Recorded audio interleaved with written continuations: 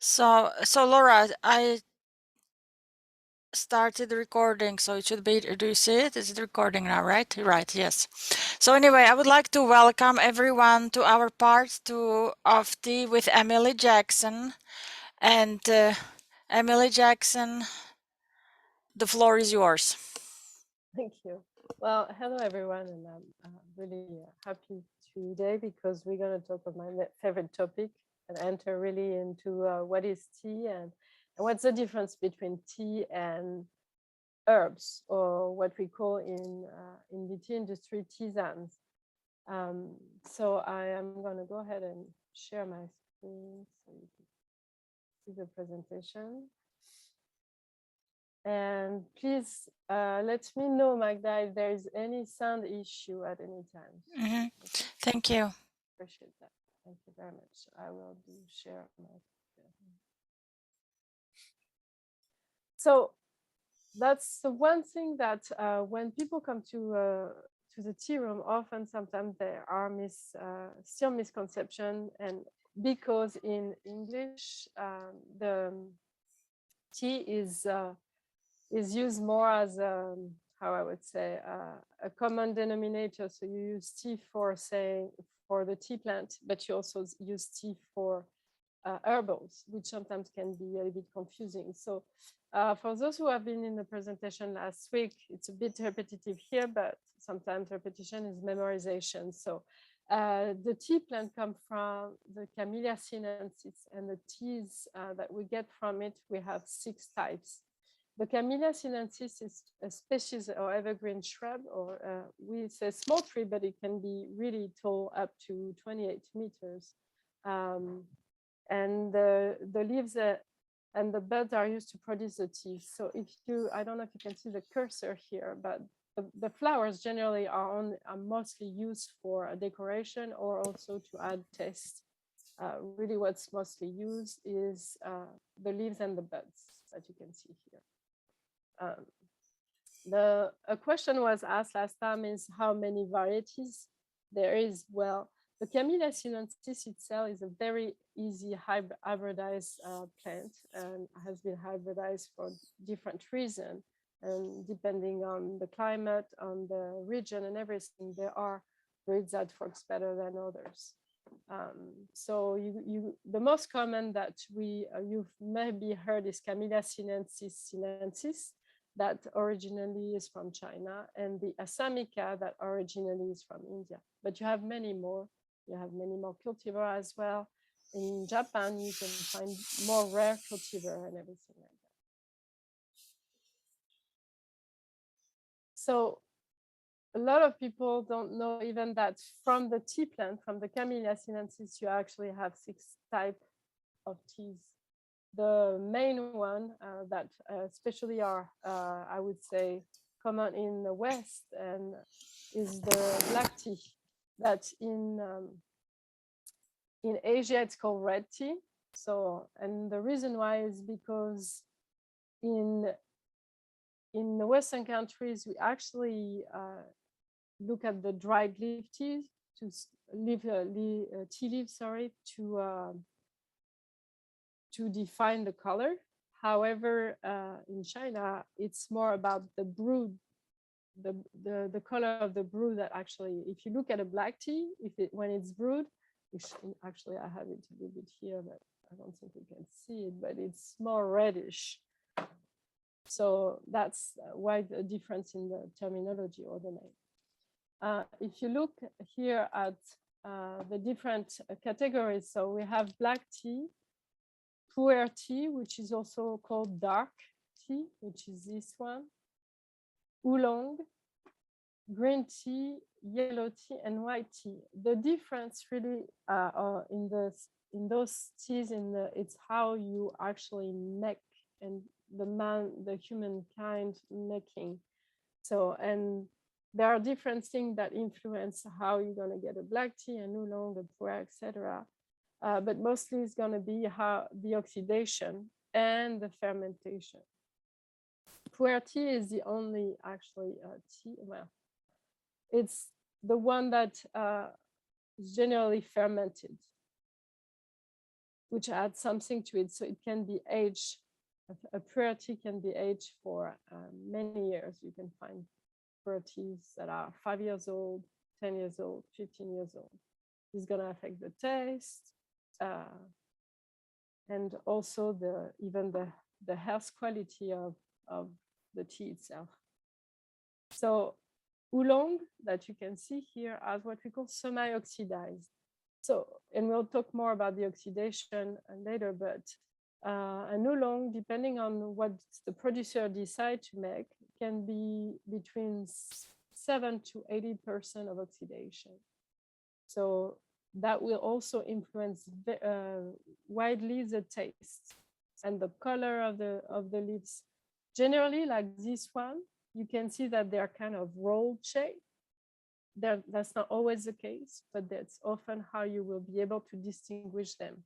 Contrary to a green tea, you can see that it's more, this one is a sencha, so it looks like more flat needles, and it's greener because green tea are normally not oxidized. The yellow teas that you may or may not have heard because you find them more rarely in tea shops. People are less familiar to it. They are actually more expensive too. They undergo a mild oxidation, but it's more what you call just an oxidation because it's the contact in the air. White tea, I'm sure you've heard of them. They are only harvested a few times a year. They get to be also more expensive. And in terms of health benefits, we think sometimes they have the highest antioxidant because of this non-oxidized part. So what is oxidation really? It's a chemical reaction involving oxygen, like think about a banana or an apple. If it's in contact with the air, it's going to darken, right? And that's what we call the natural oxidation. And then there is the control oxidation, where you actually control exactly how you want to oxidize your product, which is going to allow you to really get to the right taste that you want for the tea when it comes to the tea. And here it shows you a little bit how it looks like from the color too. Sorry. So the other question that a lot of people have when it comes to tea is how much caffeine does a tea have? I say there is two things, you know, some people think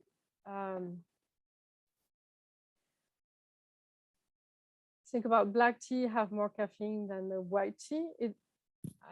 When you think about it, they come from the same plant. So originally they do have the same content of caffeine. What really changed how the caffeine content will be in your cup, it's how you prepare the tea, because each type of tea needs to be prepared differently depending on what it is. A black tea generally needs a higher temperature and need a longer steeping time compared to a green or a white tea, where a green tea will need a lower temperature and a shorter steeping time, and a white tea will be in between. So this really will impact how the caffeine content is extracted. And apparently my presentation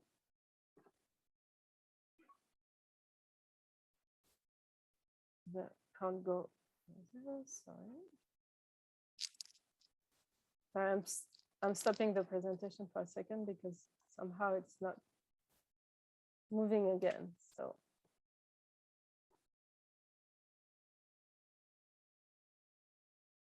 can I ask you something, Magda? Can you look at something's coming up in my screen that says live transcription, closed captioning as enabled, and it seems like it's kind of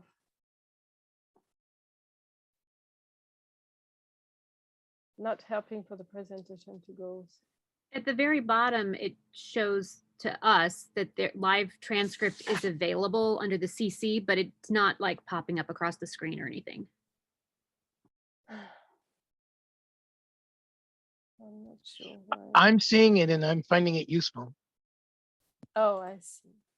Okay, so let me just, sorry about that, guys. Thank you for your patience. I'm just gonna see why I'm having this problem here, because That is helpful. while I can talk just like that without showing any pictures, because I know this presentation by heart, it's not the problem, but I'd like to show you a few things. So I want to make sure I can reshare it with you. Sorry about that. And Good. That's good. yeah, the only problem is well, I'm gonna have to do it like that. I'm sorry. Hopefully that works better. Is that good like that? Yeah, perfect. Whatever Okay. works for you, that's fine.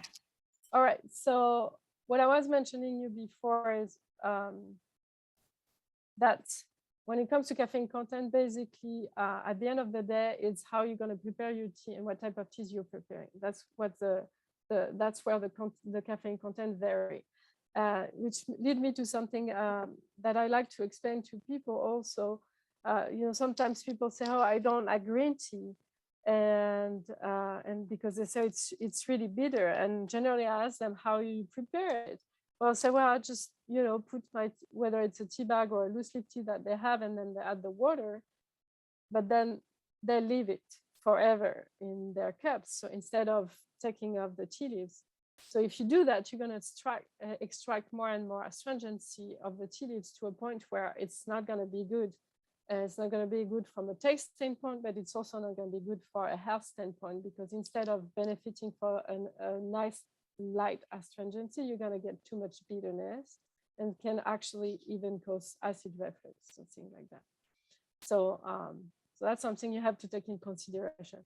Another thing also that it's interesting to know for you or for people who are tea drinker but also coffee drinker is that in the tea plant you have obviously the caffeine, or what we call in French theine, which is basically what give you kind of this spark, etc. But it also have other compounds like the bromine and the theobromine that when it's combined together helped not only to have this kind of alertness, but you don't have the crash that you have with caffeine in the coffee. Another things to notice, just to give you a side-by-side comparison, is that if you think about a cup of coffee compared to a cup of black tea, I'm going to say black tea for this one, is a cup of coffee, you have about 120 milligram or 110 milligram of caffeine content compared to about 50 to 60 for black tea of caffeine content. So huge difference.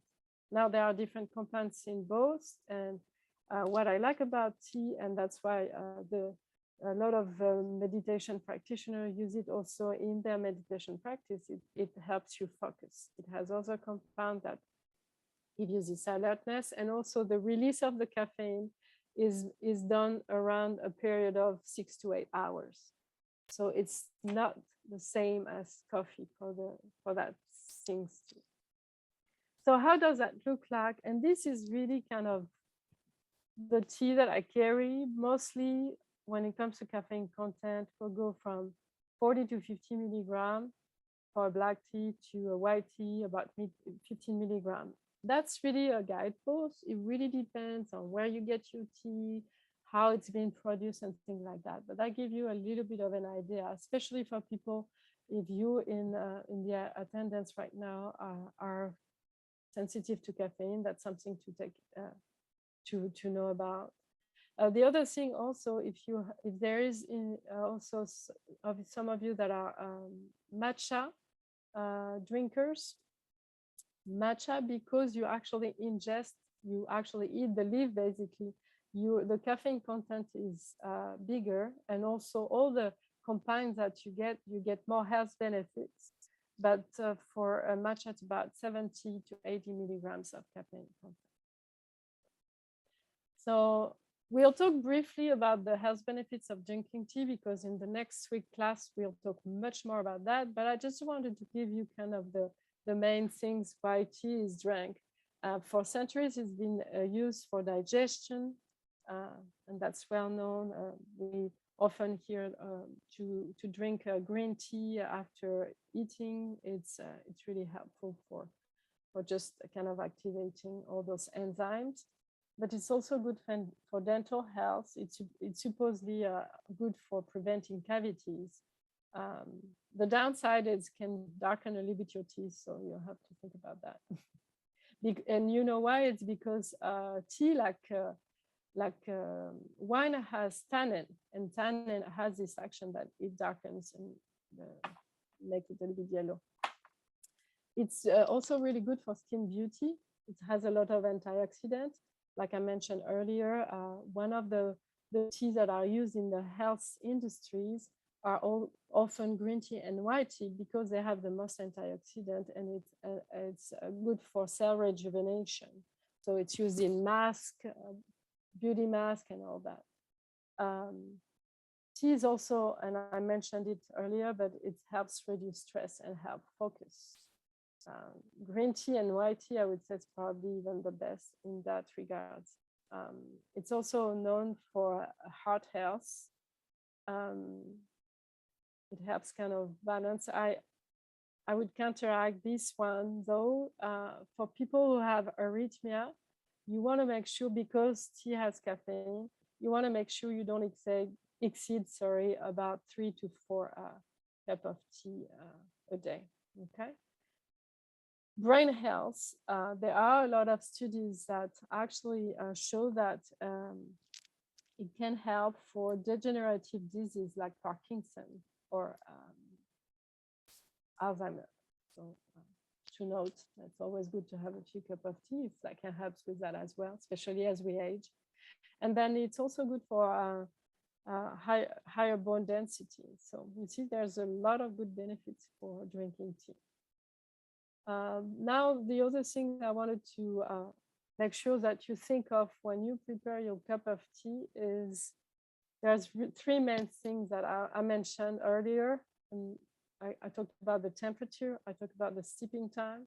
But one thing that is really important, not only for a best taste experience, but also to get the more neutral and water, is to have at least filtered water or a spring water. You can also use mountain water. Now, careful with some of the mountain water, because some has really great, compounds in the water, but also affect the taste. There are French mountain water that I would not use for steeping my tea, because they have a taste. And ideally, you want a water that is pretty neutral in taste, so that you can have the best experience for all the subtle notes that tea can have, especially if you go to a green tea or a white tea, which tend to be more subtle in taste and notes. So those are the most thing that I would say when it comes to preparing your tea. Although this thing here, that it's a guidepost. I would say the guidepost, because right now black tea generally can be steeped. So if we look in Fahrenheit, between 190 to 205. Oolong can be, again, same type, between 200, 205. Some even lower temperature, depending on the oxidation level for the oolongs. Green tea, as I mentioned earlier, should be steeped in a little bit lower temperature, and white tea as well. And when it comes to herbals, which we're going to talk more in depth about, really what are herbal tea compared to tea, there's also a bit of variety. I would say rule of thumb, it's boiling water, but for tea, it's not always the case. It will depend on which part of the plant we're using for the herbal tea. When it comes to that, why do I say it's a guidepost? Because depending on the type of black tea or the type of oolong, it might change a little bit the temperature. So that's why for me, when I sell my teas, I make sure on the labels, it tells you exactly the instruction for this particular tea. And wherever you get it, ideally you want to ask, you know, the person that you buy it from to make sure it tells you the best temperature and the best tipping time for that. Now let's talk about tea versus herbs, right? So I mentioned tea from the tea bush is the species is called Camellia sinensis, and that's where you get these 6 types of teas that are delicious. And one thing that I didn't mention, and I'm going to go back 2 seconds on this particular one. So we talked about the 6 types of teas, but to make it even more complicated or more fun, if you think about black tea, in the black tea category, you have many, many different types of teas. A lot of black teas, you can have a Kimun from China, who tend to be a bit more smoky. Sometimes you have the Ceylon, which is a black tea from Sri Lanka. You can have a Darjeeling, which is a black tea from India. So depending on the region, you know, and the country it comes from, you'll get different notes from just a black tea. And then what's fun is when how it is blended. So are we doing a blend of just different origin teas? And like, for instance, think about a strong breakfast. I'm sure you've heard this strong breakfast, which made us think more about English blend, you know, where you have generally it's a blend of Darjeeling, Ceylon, and Assam. Assam is a region in India that does this type of teas. So a bit stronger in taste, and that each of those will give you different notes. So when you do those blend, then you achieve a particular taste, and that's what's fun about it. And then you add if you do flavoring teas or scented teas, then you have another layer of notes and things like that. So that's where it starts to be really fun when you think about all the varieties of tea you can get. So that's one thing. And then, as I mentioned, we have all the other herbs, right? And so what it is really that makes the distinction. So what we call Tizan in the tea industry is a generic term that is for any beverage made from the infusion or the decoction of herbs, spices, or the plant materials that are not coming from the tea shrub itself. And how does that look like? Well, when I teach, I like to kind of split down a little bit and go down a bit further and, okay, what are the different aspects of a Tizan that can be used? So if you think about a plant, basically, and if in botany, we talk about aerial, and then you have the one that are, can't find the terminology, but everything that is under the ground. So roots, for instance, is different from the aerial part, which aerial would be the flowers, would be the stems, would be the leaves, etc. And with that in mind, that's where all the main varieties that you can get of Tizan. So if you think about herbal teas, if you go in English herbal teas, you have a variety. In your kitchen, I'm sure you have at least a peppermint Tizan, or maybe a chamomile. Those are that are most common in your kitchen. Probably maybe your grandmother used to give it to you when you were younger, because they helps for many reasons. So chamomile, for instance, helps with relaxation and also soothes the digestive system. And peppermint is also a good one for digestion as well. So what's easy to remember is that basically it's also 6 categories if you think of Tizan. So some plants you will be able to use the leaf. Some other you'll be able to use the flower, like the chamomile, for instance. Some other you'll be using the bark, and we will go further in detail of each category, so you have an idea of each each type of tisane that you can make for yourself.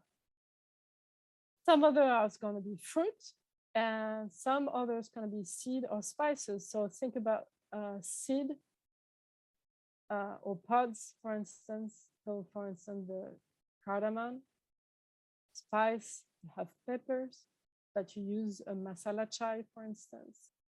And this is just categories, right? Many ways when you go to tea shops, you may find actually a blend of all this, a blend of not only chamomile, but it could be chamomile with lavender, because each of these together can also bring different health benefits to it. So let's talk about the health benefit of plant, but specifically think about roots. So roots have their own microculture of organism, like insects and nutrients, which gives them health-giving properties now. And if growing in temperate areas, the roots absorb nutrients from the soil and store them during winter when the tea plant metabolism slows down. So there is great benefits to use roots. Think about ginseng, it's great for energy. It's a root. Think about ginger, it's great for digestive system. So here, for instance, I gave you 3 examples, so you kind of materialize a little bit of what we're talking about. Dandelions, we're nearly in the spring. I'm looking forward to it with the weather. It's a great one for liver detox. And often we see it in our backyard, right? But it is used, especially this plant in particular is used, the roots is used for actually making infusion and decoction. So the difference between infusing and decoction is different. Infusion, you're going to infuse it for, let's say, 5 to 10 minutes. A decoction generally is longer. It can be hot or cold, and it's even used more for a medicinal purpose. The licorice, you may remember, at least I remember when I was a kid, that I actually would have the licorice wood like that. I would just chew, and it's really good for the digestive system. It's a great anti-inflammatory and have a lot of other benefits, like helps with fatigue, helps with sleep, etc. The ginger, I'm sure you all use it maybe for cooking as well, but it's often used also in the masala chai, which is a spice tea from India. There's many recipes and different recipes, but often ginger is used to this one. Bark, the inner bark layer of the tree's power. So think one of the bark that is used especially in cooking, but also in tea, is cinnamon. I mean, you use a lot of actually cinnamon in your baking here in the United States, and I know in Mexico too they use that a lot in their dessert. But there is actually a lot of medicinal purpose for that. One of the example is, of course, I said the cinnamon, so it's an antibacterial, but it's also an appetite stimulant if you were not aware of it. So when you think about getting maybe an herbal tea for you, that can be something that you want to think of. The willow bark, less familiar sometimes when you look at wellness teas, but when you go more to medicinal teas, you will find it. It's great for inflammation and antiseptic and immune system as well. The slippery elm, it's another example of something that is used also as an herbal, and it's more has great property when it comes to IBS and urinary tract infection as well. Flowers. We talked earlier about flowers, fresh and dried flowers and petals. There is many examples of infusion, and some of it I told you about is chamomile, which is great for the digestion and nervous system. It's also loaded with antioxidant that may play a role in lowering your risk of several diseases, so you might want to contemplate it. Chamomile is good also for kids. The only thing that sometimes people are not aware of is that if you are allergic to ragweed, you might want to avoid actually drinking chamomile. Lavender is also a great herbal, a great Tizan that is great for the nervous system. That's why it's blended. Sometimes you blend chamomile and lavender together. Really, those two together really helps digestion and the nervous system and helps relax at night. Hibiscus, it's another one that is used often. It has a great color when you brew it. It has this nice bright red. There's a lot of different countries, like in Latin America, in Central America, that use it as their primarily, I would say, drink. And it's really blend nice with many other fruit and flowers. So it has more tart flavor, which is really nice when you blend it with fruit as well. And also is good for reducing inflammation. So leaf, we talked about the peppermint. Herbal leaves contain a potent combination of sugars, protein, and enzymes, and all of which are beneficial for health. They also release flavors and aroma that range from calming to invigorating. And peppermint, I would say, has both actually. It can be calming, but also invigorating. If you think about culture, the culture in Morocco is it's not peppermint, it's mint tea. It's actually from the yerba buena family, so it's a bit sweeter than the peppermint. But basically, actually, I love how they make their tea. They use the gunpowder, the green tea, it's called gunpowder, and they add fresh mint to the beverage, which give you a really nice tea. And they add also sweetener, because peppermint, especially when it gets peppermint mint, when it gets infused long, can get more bitter. And the green tea too. The rooibos sometimes is often mistakenly, I would say, called red tea, because it's actually not, it doesn't come from the tea plant. Rooibos is actually a bush from South Africa that has also really great health benefits in terms of compounds. It has more antioxidant than green tea. So if you want something that has a lot of antioxidant, it's really good for cell rejuvenation, but you don't want to have caffeine, then I recommend rooibos. Rooibos is great, non-scented, but also you can find different variety. In fact, this one, for instance, it's a rooibos blended with citrus. You can see here you have the peel of mandarin and lemon, so it gives you kind of this kind of uplifting scent and flavors as well. It's rich in antioxidant, as I said, improve heart health too. Is good for helping with that. It's also good for women that just gave birth and are looking for improving their lactation. It's also a rich source of antispasmodic agents, which can ease severe stomach cramps and abdominal pain. But also, what I love also, it's a great tea for children. Really, really great tea for children. So I recommend highly. Lemongrass, it's another one that I picked.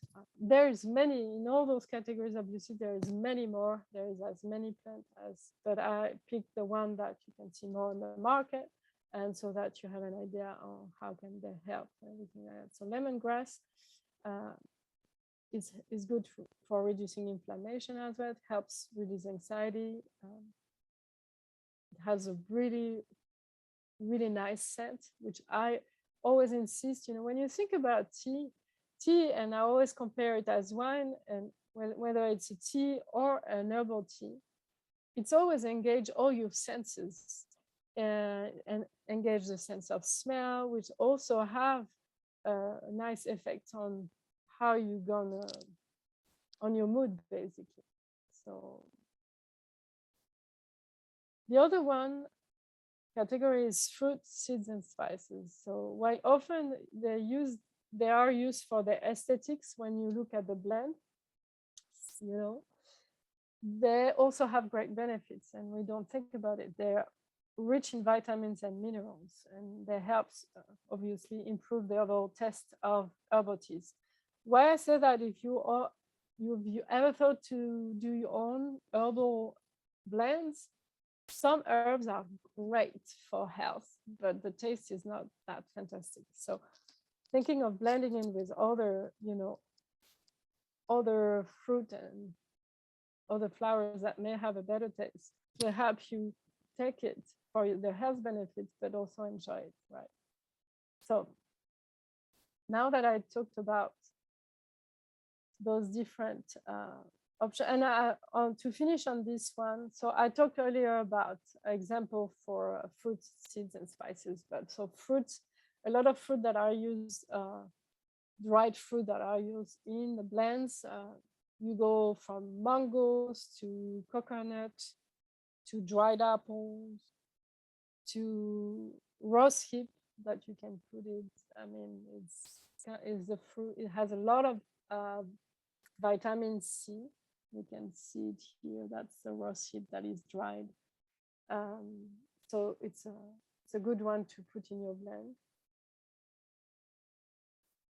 Seeds, I talked about earlier about cardamom, but there is many others, like fennel is really good for digestion. Curcumin, curcuma, it's also really good for inflammation and all that. So there's many ways to do some really nice herbal tea, herbal infusion. Now, to kind of close a little bit of our presentation, I wanted to go a little bit into some of the action of herbal action that we talked about. So antioxidant, what is really an antioxidant? It prevents damage from free radicals and oxidation in the body. So the free radicals are reactive molecules in the body that can cause damage to the healthy tissue and cells. That's why antioxidant helps to fight this, the aging process and all that. Free radicals are formed in the body when we are exposed to environmental toxins, waste products of our own metabolism, UV lights, etc. So again, this is drinking tea or drinking some of herbs that have antioxidant properties, like the rooibos, for instance, are really good for us, because every day we are, as just being outside, we are confronted with good elements, but also elements that can damage a bit more our skin or our health. Just technology, if you think about it itself. The other herbal action that I like to emphasize, and especially in the United States, is what is astringency. So astringents are notably high in tannins and have a body effect on tissues. So many astringents are barks, for instance. So it's good to know that you can get this. And if you've used witch hazel, for instance, that tightening sensation on your skin is due to the astringent tannins. But so it has, astringency has also a benefit, right? But some people are, how do you say, they're sensitive to tannin. So if you think, and I go back here more to tea, because the tea plant has tannin. I mentioned that earlier. If you don't want to have much tannin, or if you are sensitive to tannin, I do recommend that you do cold brew tea. Because when you do cold brew teas, so the process of cold brew is basically using cold temperature water to steep your tea, and you put it in the fridge for so many hours, depending on the type of tea you are actually brewing. And doing this process, rather than using hot water, is actually going to activate the plant and extract the compounds in a different way. And studies have shown that somehow it extracts less tannin and actually less caffeine than if you brew the tea hot. So that might be something you want to contemplate if you are sensitive to tannin. The other thing that I like to talk about is bitter, especially in the United States, where we have a sweet tooth in the United States. So we tend to go towards things that are sweet, but we tend to avoid bitterness. And it's a shame because bitterness and products that have bitter in them are really good for your digestive system. So you want, because they stimulate and the release of digestive enzymes through a taste bud reflex. And that's used for enhancing digestion and absorption of food. So you want to make sure you do have bitters in your diet, whether it's with tea or whether it's in the things you eat. Adaptogenics or adaptogens, I'm sure you've heard, it's a new buzzword, or it has been at least in the herbal industry as well, is those adaptogens, and there are different, like the holy basil or what's called tulsi. It's an herbal and it's an adaptogenic.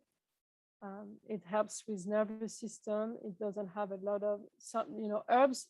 All of them have side effects because they are medicinal in those, but adaptogenic tends to be much lighter when it comes to side effects. And how they aid the body through a non-specific boost in resistance to external stressors, support its ability to adapt to change, and may stimulate or modulate immunity.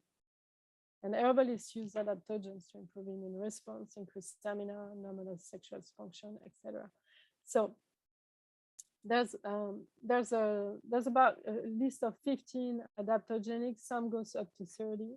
But lavender is an adaptogen, for instance. Lemon balm is an adaptogenic too. There are many of them and they're pretty safe. That's why a lot of health companies have been pushing them out to the public. So I gave you a few. I gave you the example of the holy basil, but I'm sure you've heard of the reishi mushroom, for instance. That's another adaptogenic.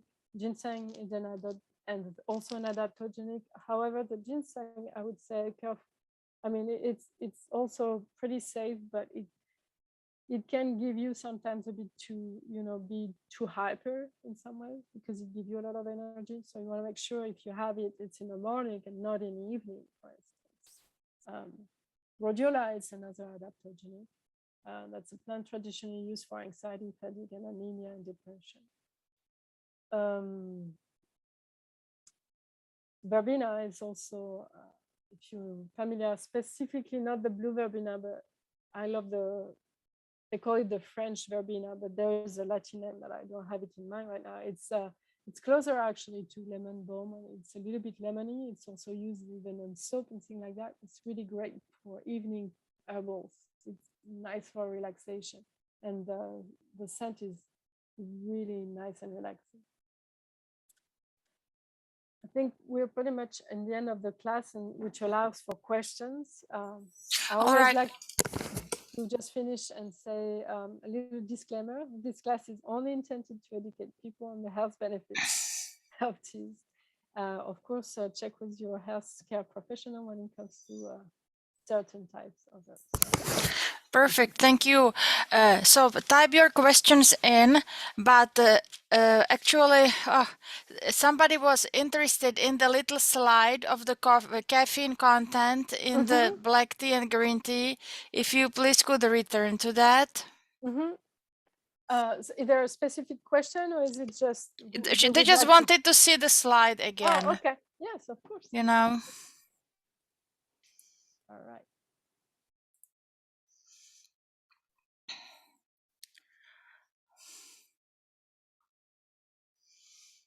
The caffeine content one?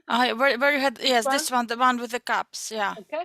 I think somebody was taking detailed notes on this. Oh, I see.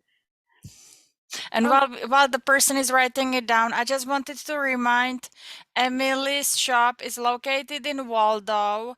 It's around 90th and Warnell, correct? Yes, it's 81st Terrace and Warner Road. And if you Google Emilie's French tea, it will give you address and her hours and all the other wellness business she is hosting and running from her tea shop. And shameless plug-in, our third part is on Thursday the 24th. So the third part is in 2 weeks, but it's not on Friday, it's on Thursday. For the and somebody wanted to see the info on the radiola, Oh yes, sure. radiola, please. Yeah. Actually, I love radiola. My doctor, my MD doctor, told me to take it. Oh, that's awesome. I love to Mhm. hear that. So let me see where I put it. I can't remember.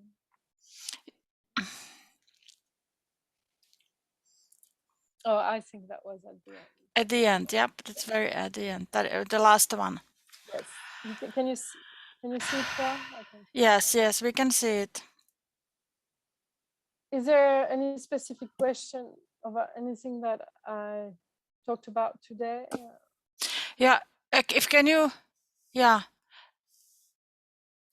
you can type the questions in so I can. You can type them and I will read them if you have any questions. Oh yeah, I forgot this one. So is there anything you can do in brewing green tea to concentrate the L-theanine? Oops. To concentrate the L-theanine, which my doctor recommend for ADHD or dementia. Mm-hmm. So, Well, that's what I was. So that was I was. Excuse me. That's what I was mentioning before. Whether you brew it cold or hot, you have to make sure you brew it correctly. So, because it's really important that you extract just the right amount. And now, specifically to the L-theanine, I would say that I would think for green tea you should follow the instruction of generally it's about 176 degrees Fahrenheit that you want your water. It might vary between 170 to 180. And when it comes to extraction, you don't want to go over the time of extraction, 2 to 3 minutes to extract to infuse your tea. That's what I would think would be the optimal thing. And when it comes to getting even, if you do a cold brew, and I will double check that and I can send the information to Magda. But for green tea, you want to brew. So basically, you use temperature water. You pour the water on top of the leaves, and you put it in the fridge for 6 to 8 hours, max, for green tea. That should extract the best the compounds in their best ways. That's how I would see now. To my knowledge, that's how I would do it. But I can investigate if there is other recommendation that I'm not aware of on how to extract the right amount. But that's for me. That's how I would do it. okay. So there is a question how to measure the temperature of the water. Oh yeah. Okay. And sorry, because sometimes I forget. Not everybody has a tea kettle with temperature. So you can go really fancy and have a tea kettle that give you the temperature. If you don't have that, it's super easy. Say if you have a cooking thermometer, the one that you use maybe for your turkey in Thanksgiving or something like that. You can use this cooking thermometer to check the temperature of your water. Now I'll give you a little bit of a quick way to reduce temperature. If you boil your water over the stove and you want more green tea water, you're gonna wait about 2 minutes for the water to cool down. Okay. If you want to do that quickly, you don't have the time. Another way that even actually in the traditional way to do it is having different vessels. So when you pour the hot water to one vessel to another vessel, that's going to reduce the temperature of your water. Actually, just doing that because it's going to be in contact of the air when you're pouring it, and then you have another vessel. So generally, it's going to go down a few degrees when you do that. So that's another way to do it as well. But if you want to really see the exact temperature, then you'll have to use those cooking thermometers. They're really they're really accessible pricing wise, and it gives you at least an idea of it. And after you do that for a while, sorry, you'll see it's interesting how our mind, how we do things instinctively. So when I prepare my tea now, and of course with client, I really need to make sure I have my my timers and everything, because you talk and then you forget, you don't see the time. But when you do it for yourself, there's something in my head to say, oh, my tea is ready, and generally I arrive a few seconds before the time is finished. So that's actually really cool too, I think. But those are a few tips. I hope I answered well the question for you. Yes, there is one more question, actually two more. It's like all teas have caffeine. How the ones labeled decaffeinated? I hope I'm reading it correctly. Can you repeat again just one more time? So if all teas have caffeine, how Yes. about the one labeled decaffeinated? So I guess, yeah. That's a good question. It's a mankind process. So the tea plant itself is caffeinated. And if you have a decaf, like you have a decaf coffee, so there is a mankind process, there is a process to decaf tea. I am not a huge fan of the process because it's not that natural, if you will. That's why I do not sell decaf tea. I prefer recommending my client to have an herbal tea in that regard. But it exists in the market. It's basically taking taking one compound of the plant out to make it decaf, and there is different process to do that. Yes, the rooibos is naturally without caffeine. It is not caffeinated. There is because you're asking that, I see that there one thing that I want to mention. So I mentioned earlier in my slide that Tizan are mainly non-caffeinated beverage, right? And that is true for the most part.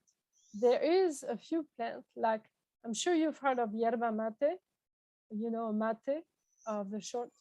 Mate is a plant that is originally from Uruguay, Argentina. It is also cultivated in Brazil, and it's kind of their beverage, their national beverage, but it's naturally caffeinated.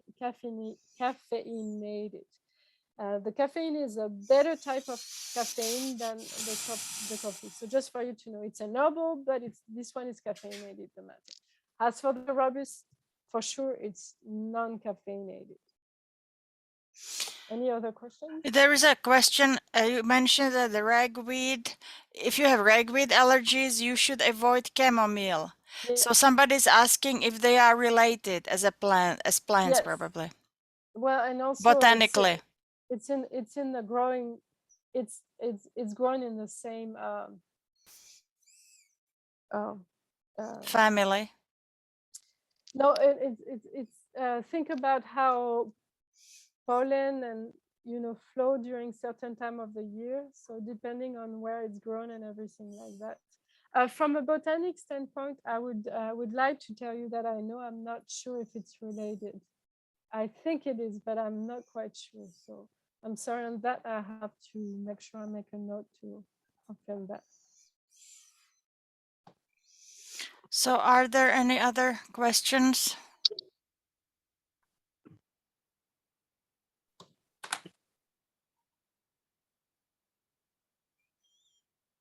I would like to add, if I may, I think the water kettle which measures the temperature is a really good idea.